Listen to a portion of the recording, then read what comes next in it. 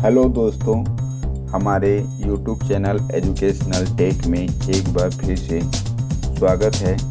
दोस्तों, अभी तक हमारे चैनल को यदि सब्सक्राइब नहीं किए हैं तो सब्सक्राइब कीजिए और लाइक कीजिए, शेयर कीजिए और बेल आइकन को ज़रूर प्रेस कीजिए।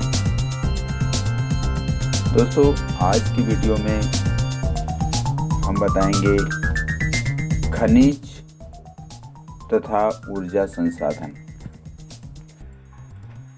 खनिज तथा ऊर्जा संसाधन के अंतर्गत हम बात करेंगे खनिज क्या है,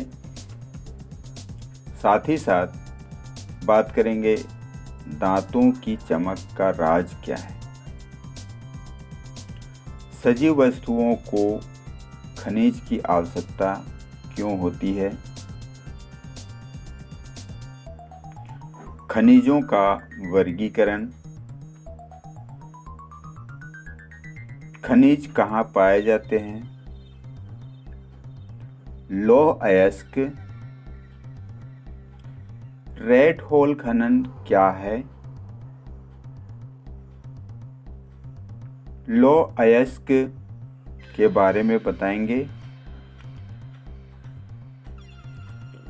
लौह अयस्क के उत्पादन में राज्यों का क्या अंश है, हम वृत्त चार्ट के द्वारा समझने का प्रयास करेंगे। तो दोस्तों, ये सब जानने के लिए हमारे वीडियो में लास्ट तक बने रहें और एक एक करके देखें कि ये क्या है। सभी का हम डिटेल से वर्णन करेंगे। तो चलिए बिना देर किए आज का वीडियो शुरू करते हैं।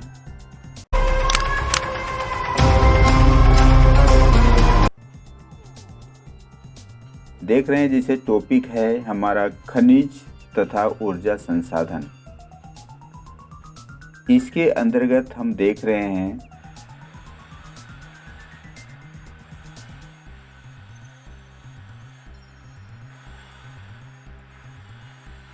हैबर अपने पिता के साथ दूर के गांव से गुवाहाटी आया है। वह लोगों को घरों जैसी अजीब चीज़ों में जाते देखता है जो सड़क पर चलता है। वह एक रसोई को भी बहुत से घरों के साथ जाते देखता है। वह आश्चर्य में अपने पिता से पूछता है, पिताजी, हमारा घर इस प्रकार क्यों नहीं चलता जैसा कि उसने गुवाहाटी में देखा। उसके पिता ने बताया, यह घर नहीं है, ये बसें व गाड़ियां हैं। हमारे घरों की तरह ये ईंटों तथा पत्थरों से नहीं बनी है। इन्हें बनाने में लोहा, एल्युमिनियम जैसी धातुओं का प्रयोग किया गया है। ये अपने आप नहीं चलता, ये इंजन द्वारा चालित होते हैं और इंजन को चलाने के लिए ऊर्जा चाहिए। ऊर्जा, जैसा कि हम अपने चैप्टर में देख रहे हैं कि खनिज तथा ऊर्जा संसाधन के बारे में हम इस वीडियो में जानेंगे। तो इसी ऊर्जा के बारे में बात किया जा रहा है। दोस्तों, हम अपनी रोजमर्रा की जिंदगी में धातु से बनी विभिन्न वस्तुओं का प्रयोग करते हैं। क्या आप अपने घर में प्रयोग की जाने वाली धातु से बनी चीजों की सूची बना सकते हैं? ये धातुएं कहाँ से आती है?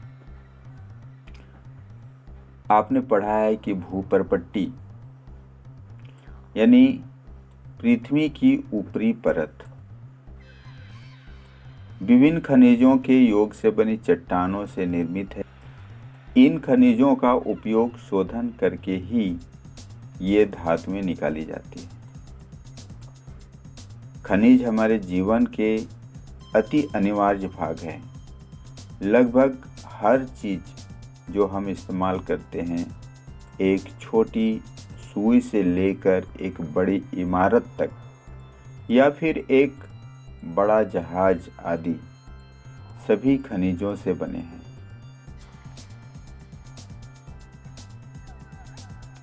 रेलवे लाइन और सड़कों के पत्थर, हमारे औजार तथा मशीनें सभी खनिजों से बने हैं। कारें, बसें, रेलगाड़ियाँ, हवाई जहाज सभी खनिजों से निर्मित हैं और धरती से प्राप्त ऊर्जा के साधन द्वारा चालित होते हैं। यहाँ तक कि हम जो भोजन में भी खनिज होते हैं और जिसे हम खाते हैं, मनुष्य ने विकास की सभी अवस्थाओं में अपनी जीविका तथा सजावट, त्योहारों व धार्मिक अनुष्ठान के लिए खनिजों का प्रयोग किया है। दोस्तों, जैसे हम बताएं कि हमारे दांतों की चमक का राज क्या है, तो खनिज व दंतमंजन से एक उज्जवल मुस्कान। दंतमंजन आपके दांत साफ करते हैं। कुछ अपघर्षक खनिज जैसे सिलिका, चूना पत्थर, एल्युमिनियम ऑक्साइड व विभिन्न फॉस्फेट खनिज स्वच्छता में मदद करते हैं। फ्लूराइड जो दांतों को गलने से रोकता है, फ्लोराइड नामक खनिज से प्राप्त होता है। अधिकतर दंतमंजन टाइटेनियम ऑक्साइड से सफ़ेद बनाए जाते हैं, जो कि रूटाइल, इल्मेनाइट तथा एनाटेज नामक खनिजों से प्राप्त होते हैं। कुछ दंतमंजन जो चमक प्रदान करते हैं, उनका कारण अब्रक है। टूथब्रश व पेस्ट की ट्यूब पेट्रोलियम से प्राप्त प्लास्टिक से बनी होती है। अब यह बताइए कि खनिज कहाँ पाए जाते हैं और सभी सजीवों को खनिज की आवश्यकता क्यों होती है।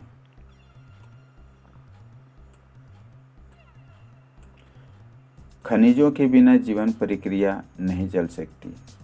यद्यपि हमारे कुल पौष्टिक उपभोग का केवल 0.3% भाग ही खनिज है, तथापि ये इतने महत्वपूर्ण और गुणकारी है कि इनके बिना 99.7% भोज्य पदार्थों का उपयोग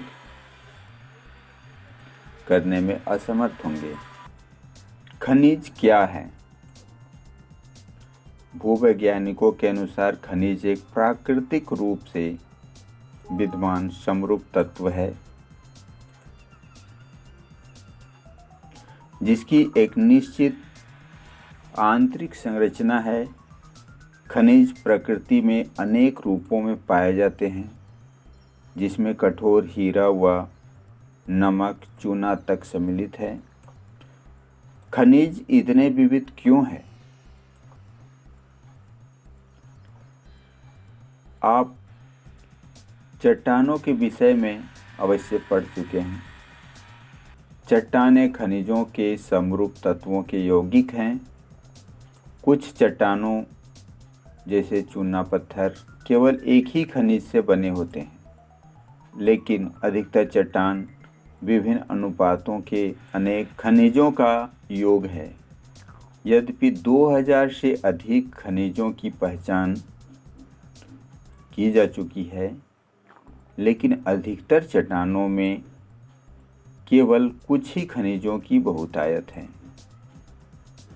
एक खनिज विशेष जो निश्चित तत्वों का योग है, उन तत्वों का निर्माण उस समय के भौतिक व रासायनिक परिस्थितियों का परिणाम है।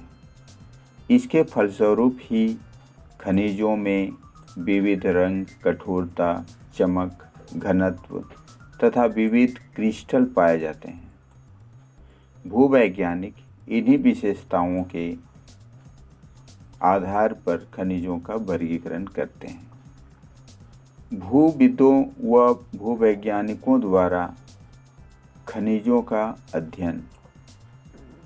भूगोलविद स्थलाकृतियों को बेहतर जानकारी हेतु खनिजों का अध्ययन भूपृष्ठ के एक अंश के रूप में करते हैं। भूगोलवेत्ता खनिज संसाधनों के वितरण व खनिजों से संबंधित आर्थिक क्रियाओं में ज़्यादा रुचि रखते हैं, परंतु एक भूवैज्ञानिक खनिजों की निर्माण प्रक्रिया, उनकी आयु व खनिजों के भौतिक व रासायनिक संगठन से संबंधित विषयों की जानकारी रखते हैं। सामान्य व वाणिज्यिक उद्देश्य हेतु खनिज निम्न प्रकार से वर्गीकृत किए जाते हैं। दोस्तों, हम यहाँ पर देख रहे हैं खनिजों का वर्गीकरण। जैसा कि देखते हैं कि खनिज मुख्यतः 3 प्रकार के होते हैं: धात्विक, अधात्विक और ऊर्जा खनिज। जैसा कि हम इस फ्लो चार्ट के द्वारा देख सकते हैं, धात्विक भी 3 प्रकार के होते हैं। धात्विक भी मुख्यतः 3 प्रकार के होते हैं: लौह धातु, अलौह धातु और बहुमूल्य खनिज। अधात्विक में अभ्रक, नमक, पोटाश, सल्फर, चूना पत्थर, संगमरमर तथा बलुआ पत्थर। ऊर्जा खनिज जैसे कोयला, पेट्रोलियम तथा प्राकृतिक गैस। लौह धातुओं का अंश जैसे लौह अयस्क, मैग्नीज, निकल और कोबाल्ट, और अलौह अयस्क में तांबा, सीसा, जस्ता व बॉक्साइट। तो हम इस फ्लो चार्ट के माध्यम से ये देख सकते हैं। खनिज कहाँ पाए जाते हैं? सामान्यतः खनिज अयस्कों में पाए जाते हैं। किसी भी खनिज में अन्य अवयवों या तत्वों के मिश्रण या संचयन हेतु अयस्क शब्द का प्रयोग किया जाता है। खनन का आर्थिक महत्व तभी है जब अयस्क में खनिजों का संचयन पर्याप्त मात्रा में हो। खनिजों के खनन की सुविधा इनके निर्माण व संरचना पर निर्भर है। खनन सुविधा इसके मूल्य को निर्धारित करती है। अतः हमारे लिए मुख्य शैल समूहों को समझना अत्यंत आवश्यक है जिसमें ये खनिज पाए जाते हैं। तो खनिज प्रायः निम्न शैल समूहों में प्राप्त होते हैं, जैसे क आग्नेय तथा कायांतरित चट्टानों में खनिज दरारों, जोड़ों, भ्रंशों व विदरों में मिलते हैं। छोटे जमाव सिराओं के रूप में और बृहद जमाव परत के रूप में पाए जाते हैं। इनका निर्माण भी अधिकतर उस समय होता है जब ये तरल अथवा गैसीय अवस्था में दरारों के सहारे भूपृष्ठ की ओर धकेले जाते हैं। ऊपर आते हुए ये ठंडे होकर जम जाते हैं। मुख्य धात्विक खनिज जैसे जस्ता, तांबा, जिंक और सीसा आदि इसी तरह सिराओं व जमावों के रूप में प्राप्त होते हैं। दोस्तों, दूसरा है कि अनेक खनिज अवसादी चट्टानों के अनेक खनिज संस्तरों या परतों में पाए जाते हैं। इनका निर्माण क्षैतिज परतों में निक्षेपण, संचयन व जमाव का परिणाम है। कोयला तथा कुछ अन्य प्रकार के लौह अयस्कों का निर्माण लंबी अवधि तक अत्यधिक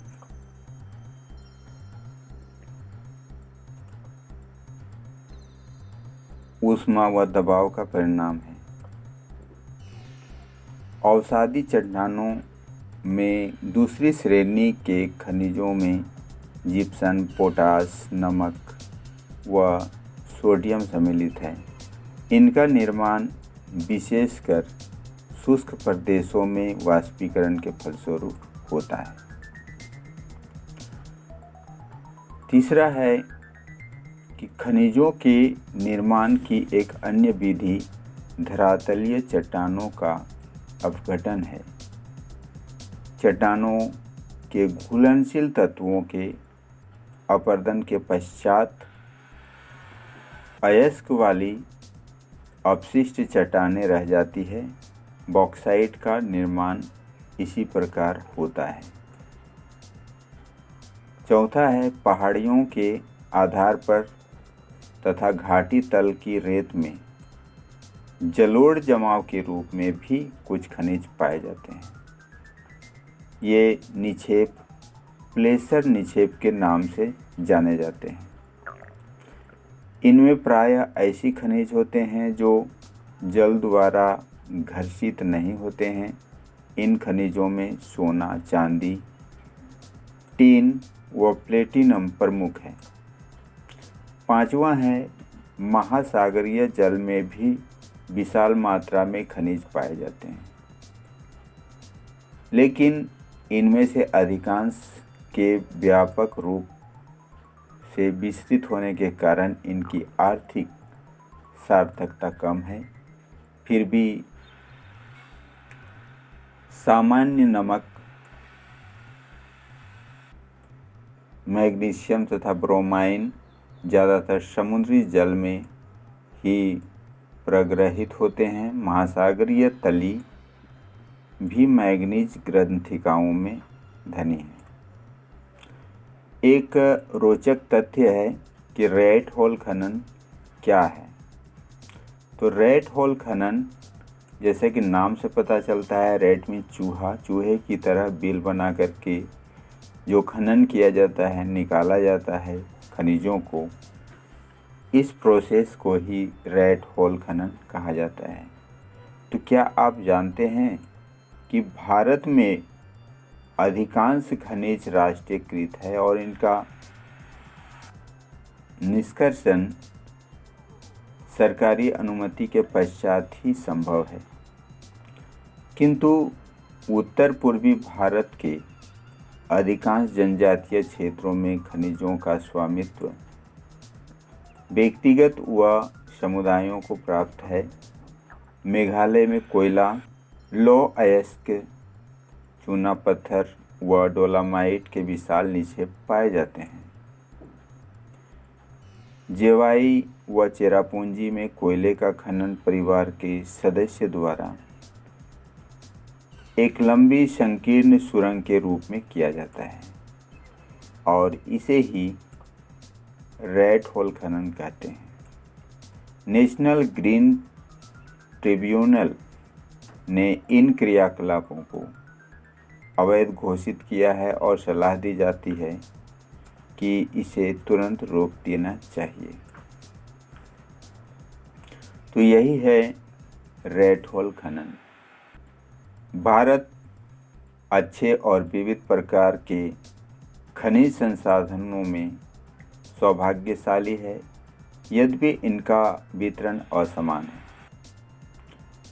मोटे तौर पर प्रायद्वीपीय चट्टानों में कोयले, धात्विक खनिज, अभ्रक व अन्य अनेक अधात्विक खनिजों के अधिकांश भंडार संचित हैं। प्रायद्वीप के पश्चिमी और पूर्वी पार्श्वों पर गुजरात और असम की तलहटी चट्टानों में अधिकांश खनिज तेल निक्षेप पाए जाते हैं। प्रायद्वीपीय शैल क्रम के साथ राजस्थान में अनेक अलौह खनिज पाए जाते हैं। उत्तरी भारत के विस्तृत जलोढ़ मैदान आर्थिक महत्व के खनिजों से लगभग विहीन है। ये विभिन्नताएं खनिजों की रचना में अंतर्ग्रस्त भूगर्भिक संरचना, प्रक्रियाओं और समय के कारण है।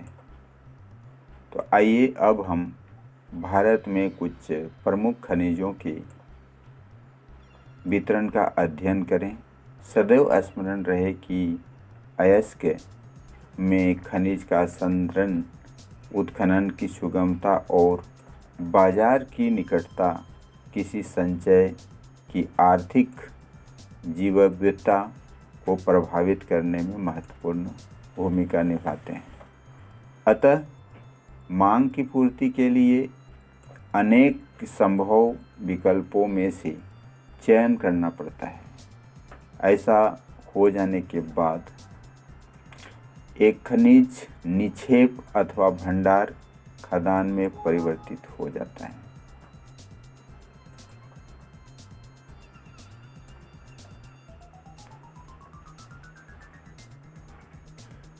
अब जानेंगे हम लौह खनिज के बारे में कि लौह खनिज क्या है। तो लौह खनिज धात्विक खनिजों के कुल उत्पादन मूल्य के 3/4 भाग का योगदान करते हैं। ये धातु शोधन उद्योगों के विकास को मजबूत प्रदान करते हैं। भारत अपनी घरेलू मांग को पूरा करने के पश्चात बड़ी मात्रा में धात्विक खनिजों का निर्यात करता है, अर्थात दूसरे देश भेजा जाता है। तो लौह अयस्क कहाँ कहाँ पर कितना पाया जाता है परसेंटेज में, इस वृत्त चार्ट के माध्यम से बताया जा रहा है। लौह अयस्क एक आधारभूत खनिज है, अर्थात इस लौह अयस्क पर बहुत सारे उद्योग निर्भर करते हैं, इसलिए इसे आधारभूत खनिज कहा जाता है। तथा औद्योगिक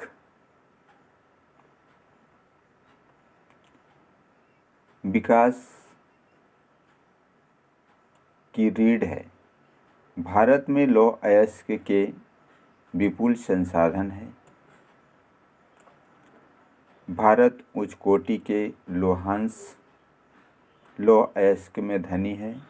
मैग्नेटाइट सर्वोत्तम प्रकार का लौह अयस्क है, जिसमें 70% लोहांश पाया जाता है।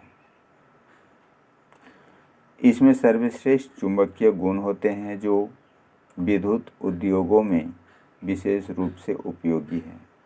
हेमेटाइट सर्वाधिक महत्वपूर्ण औद्योगिक लौह अयस्क है, जिसका अधिकतम मात्रा में उपयोग हुआ है, किंतु इसमें लोहांश की मात्रा मैग्नेटाइट की अपेक्षा थोड़ी सी कम होती है। इसमें लोहांश की मात्रा 50 से 60% तक पाया जाता है। तो भारत में लौह अयस्क की पेटियां, जैसे फर्स्ट है उड़ीसा झारखंड पेटी। उड़ीसा में उच्च कोटि का हेमेटाइट किस्म का लौह अयस्क मयूरभंज व केंदुझर जिलों में बादाम पहाड़ खदानों से निकाला जाता है। इसी से संदिग्ध झारखंड के सिंहभूम जिले में हुआ तथा नोआमुंडी से हेमेटाइट अयस्क का खनन किया जाता है। दूसरा पेटी है दुर्ग बस्तर चंद्रपुरा पेटी। यह पेटी महाराष्ट्र व छत्तीसगढ़ राज्यों के अंतर्गत पाई जाती है। छत्तीसगढ़ के बस्तर जिले में बेलाडीला पहाड़ी श्रृंखलाओं में अति उत्तम कोटि का हेमेटाइट पाया जाता है, जिसमें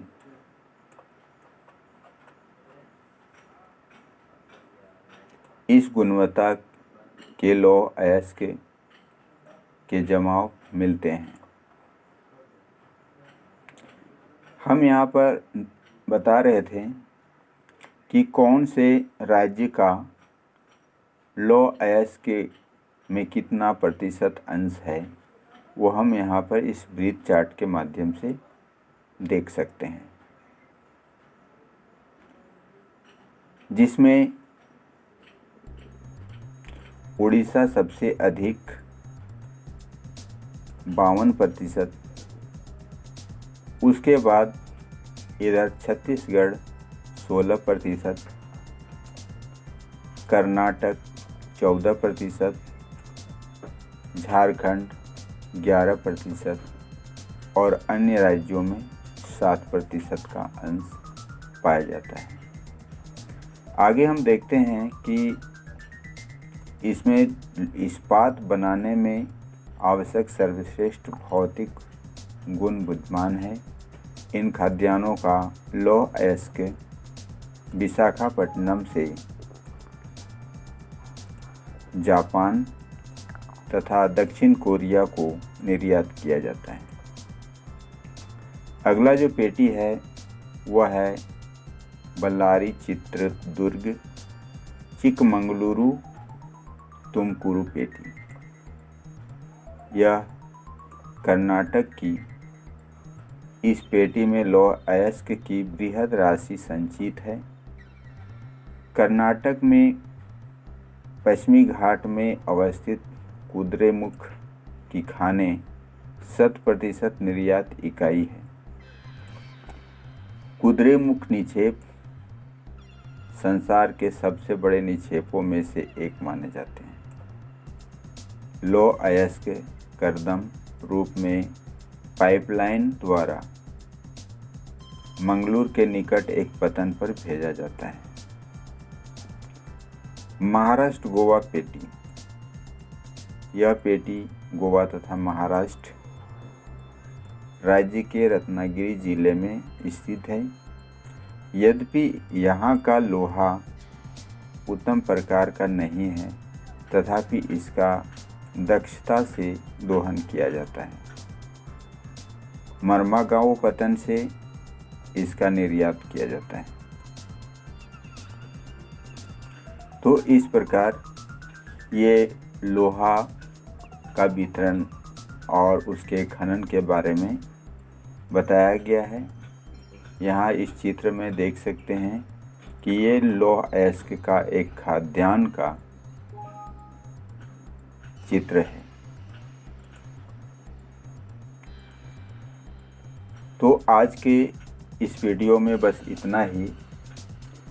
आगे इस वीडियो का अगला पार्ट देखने के लिए नेक्स्ट वीडियो को ज़रूर देखें, और वीडियो पसंद आए तो लाइक कीजिए, शेयर कीजिए और बेल आइकन को ज़रूर प्रेस कीजिए। धन्यवाद।